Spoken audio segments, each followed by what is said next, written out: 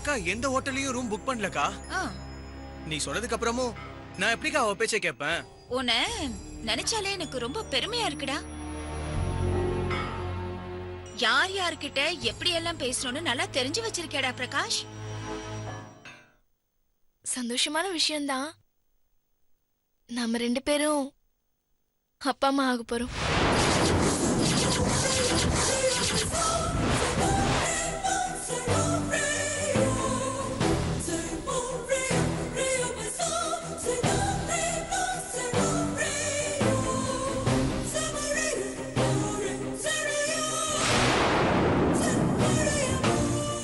உங்க வாரிசு என் வயித்துல வளருது. நம்ம கல்யாணத்தை நாம ஃபிக்ஸ் பண்ணாம நம்ம வாரிசு வந்து ஃபிக்ஸ் பண்ண வைக்குது. வரும்போதே நமக்கு நல்லது பண்ணிட்டு வருது பாத்தீங்களா?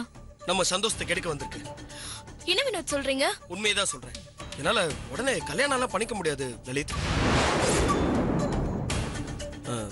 நம்ம காதலை பத்தி அப்பா அம்மா கிட்ட இன்னும் நான் சொல்லல. சொல்லக்கூடாதுன்னு இல்ல, அதுக்கான சரியான சந்தர்ப்பம் அமையல. அதுவும் என் காதலி கர்ப்பம்னு சொன்னா நிச்சயமா ஏத்துக்க மாட்டாங்க.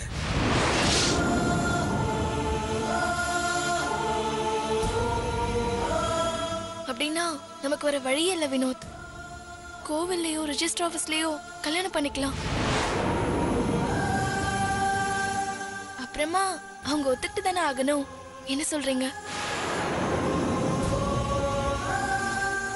திருட்டு கல்யாணமா? சான்ஸ் இல்ல.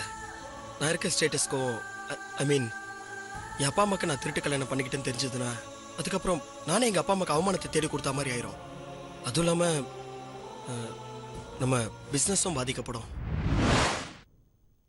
அதையும் தாண்டி எனக்கும் ஒரு ஆசை இருக்கு. நம்ம கல்யாணத்தை இந்த ஊரே கூட்டி பெரிய லெவல்ல கிராண்டா பண்ணணும்னு ஆசையா இருக்கு. இதெல்லாம் அவ்வளவு ஈஸியா தூக்கி போட்டு திருட்டு கல்யாணம் எல்லாம் என்னால பண்ண முடியாது லலித். சமயம் பார்த்து அப்பா அம்மா கிட்ட சம்மதம் வாங்குறேன். அதுக்கப்புறம் நம்ம கல்யாணத்தை வச்சுக்கலாம். அது வரைக்கும் கொஞ்சம் பொறுத்துக்கோ. நான் பொறுத்துப்பேன். ஆனா என் வயிறு பொறுத்துக்காதே. அது ஊர் உலகத்துக்கு காட்டி கொடுத்துருமே. எப்படி எல்லாமே யோசிச்சு பார்த்துட்டேன். கர்ப்பத்தை கலைக்கிறத தவிர எனக்கு வேற வழி தெரியல லலித்.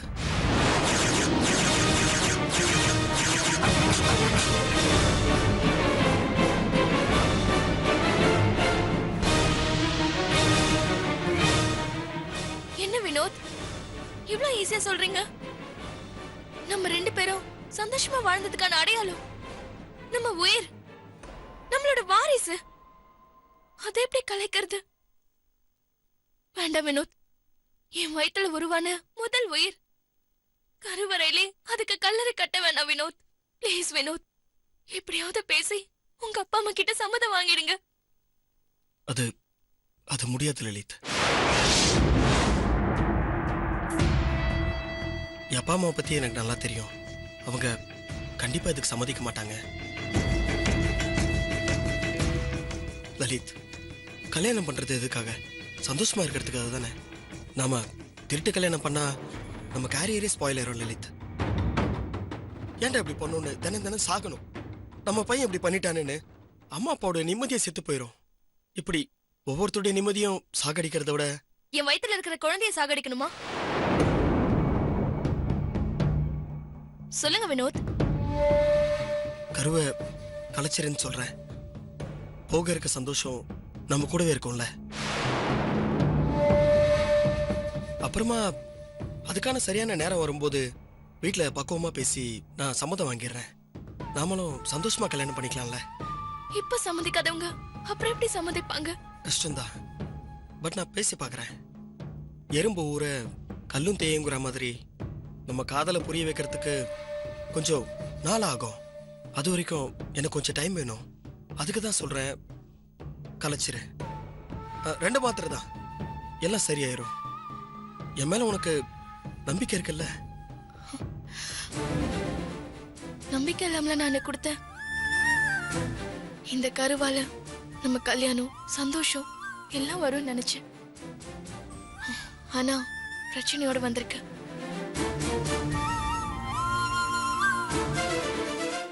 சரி கழிச்சிடுறேன். ஆனா அது 2 மாத்திரையால முடியாது. அந்த ஸ்டேஜை தாண்டிடுச்சு.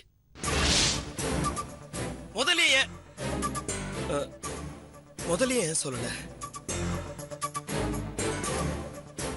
எனக்கு சில சமயம் இர்ரெகுலர் ஆகும் அப்படின்னு நினைச்சு இருந்துட்டேன்.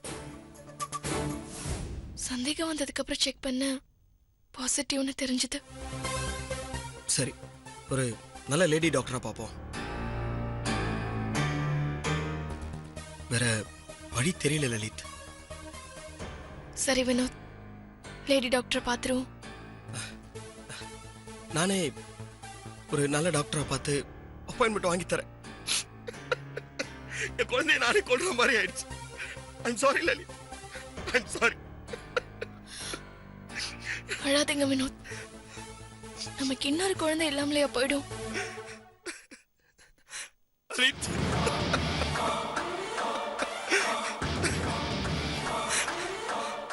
எனக்காகவும் என் குடும்பத்துக்காகவும் இவ்வளவு தூரம் தியாகம் பண்றியே, உனக்கு நான் என்ன பண்ண போறேன்னு தெரியல லலித். I'm sorry Lalit.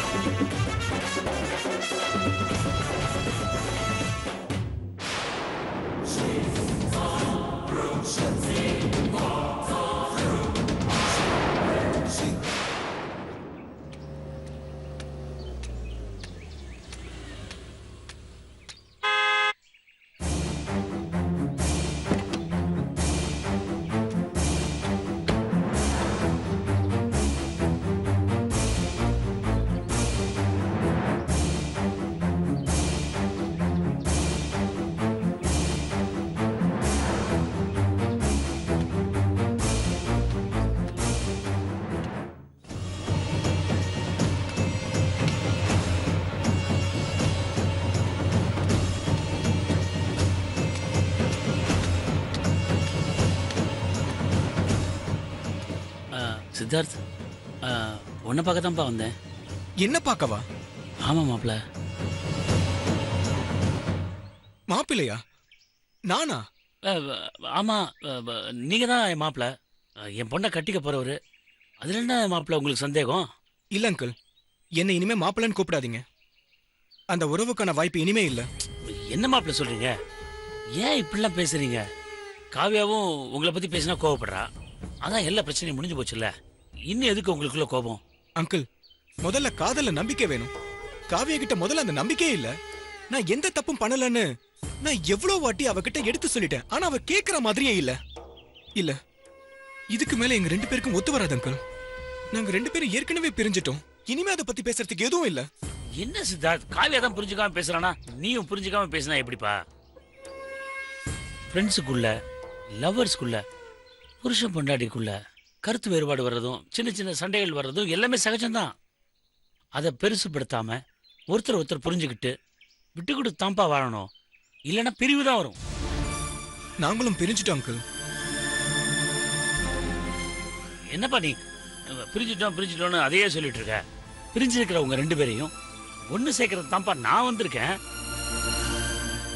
கோபத்துல எடுக்கிற எந்த முடிவும் சரியா இருக்காதுன்னு கதையெல்லாம் யோசிக்க தெரிஞ்ச உனக்கு நான் சொல்ல வேண்டிய அவசியம் இல்லைன்னு நினைக்கிறேன். 5 லட்சம் ரூபா கொடுத்து ரவுடிகள்டேந்து உன்னை காப்பாத்தி கொண்டு வந்திருக்கேன்னா அதுக்கு காரணம் காவியாவோட உன்னை சேர்ந்து வாழ வைக்கிறதுக்கு தான். 2 பேருமே அதை மறந்துட்டு இப்படி பேசிட்டு இருக்கீங்களே. அங்கிள், நீங்க என் உயிரை காப்பாத்திருக்கீங்க. அதுக்காக நான் என்னைக்குமே கடமைப்பட்டிருக்கேன். அந்த 5 லட்சம் ரூபாய் கடனை நான் எப்படியாவது உங்ககிட்ட திருப்பி கொடுத்துருவேன். என்னை இப்படி ஒரு சதிவலையில சிக்க வச்சு எனக்கு வர இருந்த பட வாய்ப்பையும் கேன்சல் பண்ணி இதனால என்ன உயிருக்கு உயிரா காதலிச்ச காவியாவை பிரிச்சவன் எவன்னு கண்டுபிடிச்சு அவனை பழி வாங்காம விட மாட்டேன். ஏன் அவனை கொலை கூட பண்ண தயங்க மாட்டேன். என்னப்பா நீ அவனை கண்டுபிடிச்சு கொலை பண்ணிட்டு ஜெயிலுக்கு போய் உன் வாழ்க்கையை எல்லாத்தையும் தொலைக்க போறியா? இந்த மாதிரி பழிவாங்குற எண்ணம்லாம் இருந்துச்சுன்னா எப்படி நீ கதையை யோசிப்ப? இல்ல படம் பண்ணி ஜெயிப்ப? கண்ணுக்கு தெரியாத உன் எதிரியை நீ தோக்கடிக்கணும்னா படம் பண்ணி நீ ஜெயிக்கணும். அதுதான் உன் எதிரிக்கு நீ கொடுக்கிற தண்டனை. அதை விட்டுட்டு உன் நேரத்தையும் திறமையையும் ஏன் வீணாக பாக்குற? நீங்க சொல்றதும் சரிதான் அங்கிள். என்னோட முழு கவனத்தையும் படம் பண்றதுல தான் செலுத்த போறேன். நீங்க வேணா பாருங்க அங்கிள், கண்டிப்பா நான் இந்த தடவை ஒரு பெரிய வெற்றி படத்தை கொடுக்க தான் போறேன். கோடி கோடியா சம்பாதிக்க தான் போறேன்.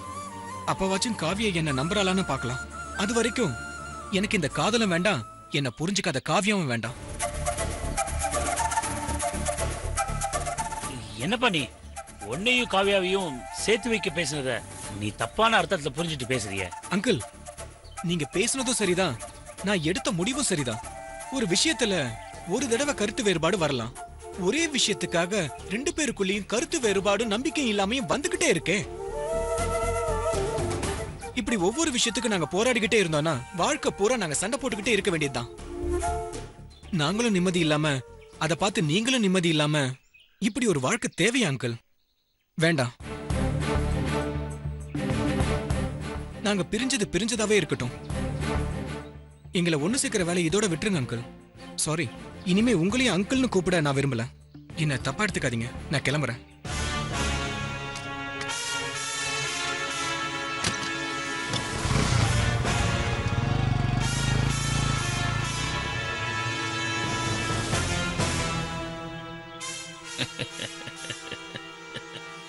இதைத்தாண்டா நான் எதிர்பார்த்தேன். காவியா வேணாம், ஒத்து வராதுன்னு உன் வாயாலே சொல்ல வச்சிட்டேன் பாத்தியா? அங்கதான்டா நான் நிக்கிறேன்.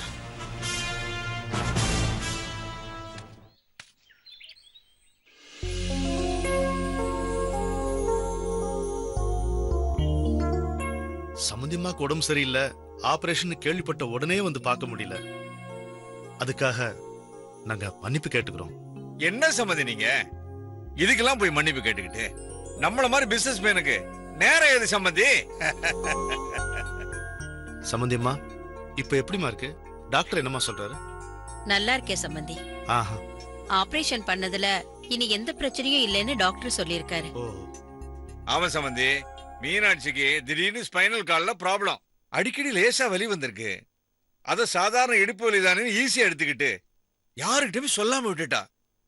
மயக்கமாய் விழுந்த பிறகுதான் இது எவ்வளவு பெரிய பிரச்சனைன்னு எங்களுக்கு தெரிய வந்ததுன்னா பாருங்களேன்.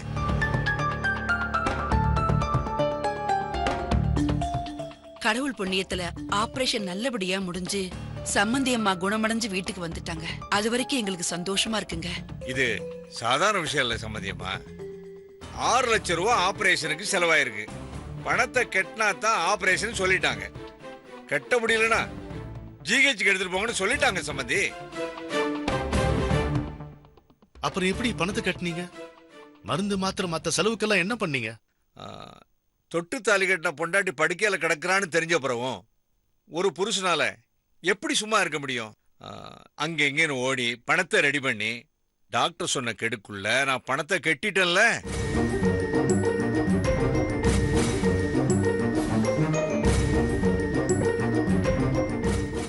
ஆபரேஷன் நல்லபடியா முடிஞ்சு சம்பந்தி.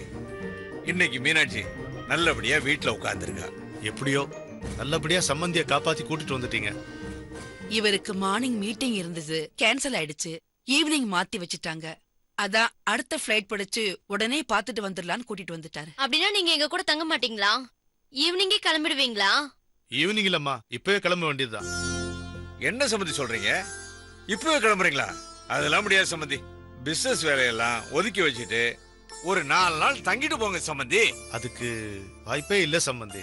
வரும்போது ரிட்டர்ன் டிக்கெட் எடுத்துட்டு வந்துட்டேன். இன்னும் 1 ஹவர்ல நான் ஏர்போர்ட்ல இருக்கணும். அர்ஜென்ட்டா ஒரு மீட்டிங் இருக்கு.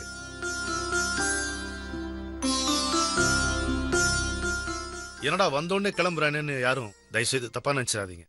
அது ரொம்ப அர்ஜென்ட்டான மீட்டிங், அவாய்ட் பண்ணவே முடியாது. சரிங்க மாமா, அப்ப நாங்களும் உங்க கூடயே வந்துடுறோம்.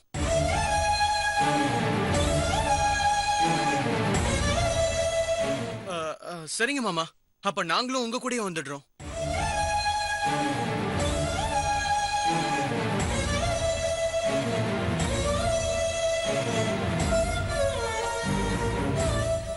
இல்ல மாப்பிள்ள, நான் கோயம்புத்தூர்லயே உங்ககிட்ட சொன்னேன்ல, நீங்க 3 நாள் இங்க தங்கிட்டே வாங்க, சரியா? 3 நாள் என்னப்பா, நாங்க 1 வாரம் இங்க தங்கிட்டு வரோம்.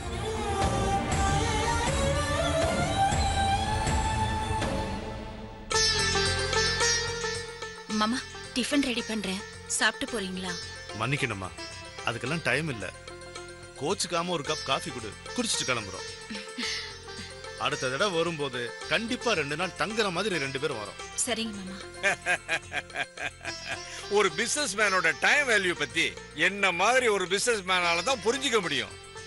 இத பாரு சுஜாதா, சம்பந்தி தான் சொல்றாருல, போய் காஃபி எடுத்துட்டு வாமா. இதோ எடுத்துட்டு வரேன்.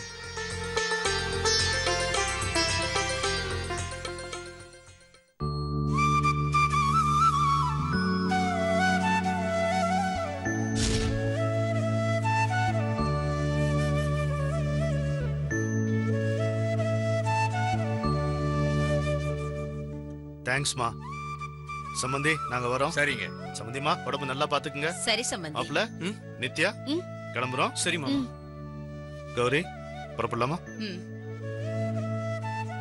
வரோம் சம்பந்தியம்மா, வரோம் சுஜாதா. வாங்க. போயிட்டு வரேன் நித்யா. சரிம்மா.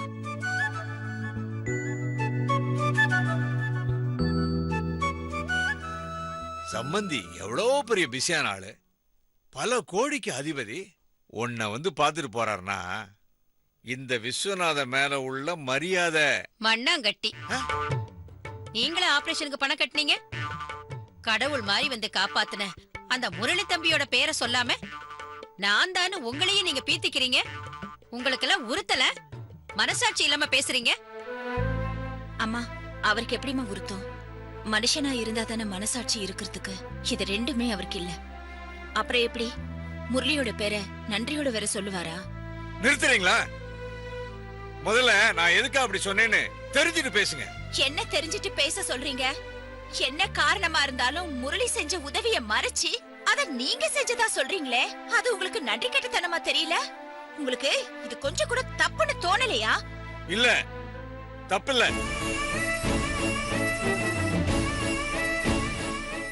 நான் மட்டும் அப்படி சொல்லலைன்னா நம்ம குடும்பத்துக்கு தான் அசிங்கம். உனக்கு தான் சுஜாதா கெட்ட பேரு. என்னது, ஏன் பொண்ணுக்கு கெட்ட பேரா? ஏன்? ஆமா, நல்லா யோசிச்சு பாருங்க. முரளி யாரு? அவனுக்கு நம்ம குடும்பத்துக்கு என்ன சம்பந்தம்? அவன் ஏன் நமக்கு இவ்வளவு பெரிய உதவி பண்ணணும்? இத பாரு, அது மட்டும் இல்லாம சுஜாதாவும் முரளியும் ஒரே பேங்க்ல ஒர்க் பண்றாங்க. 2 பேருக்குமே கல்யாணம் ஆகல. இதெல்லாம் யோசிச்சு பார்த்து சம்பந்தி நம்ம குடும்பத்தை தப்பா நினைக்க மாட்டாரு. அப்புறம் சுஜாதாவை எப்படி மதிப்பாரு? அதனாலதான் முரளி கொடுத்த பணத்தை நானே கொடுத்த சொல்லி குடும்ப மானத்தையும் கௌரவத்தையும் காப்பாத்தினேன். சுஜாதாக்காகத்தான் நான் போய் சொன்னேன். இத புரிஞ்சுக்காம என்ன நன்றி கெட்டவன், மனசாட்சி இல்லாதவன்னு வாய்க்கு வந்து அப்படி பேசுறீங்க. எப்பதான் இந்த குடும்பம் என்னோட தியாகத்தை புரிஞ்சுக்க போத தெரியல. பாத்தியாமா, பாத்தியா? அவர் சம்மந்தி கிட்ட நல்ல பேர் வாங்கணுங்கிறதுக்காக போய் பேசிட்டு ஏதோ நமக்காக தியாகம் பண்ண மாதிரி பேசிட்டு போறாரு. விடுமா, இதெல்லாம் திருந்தாத ஜென்மம். அவர் செஞ்சதை நியாயப்படுத்த எப்படி ஒரு அபாண்டமான கதையை ஜோடிச்சாரு பாத்தியா? இவரை பத்தி யோசிச்சேன்னா நமக்கு தான் நெஞ்சு வலி வரும். நீ பேங்க் கிளம்புற வழிய பாருமா. சரிம்மா, நீ உடம்ப பாத்துக்கோ.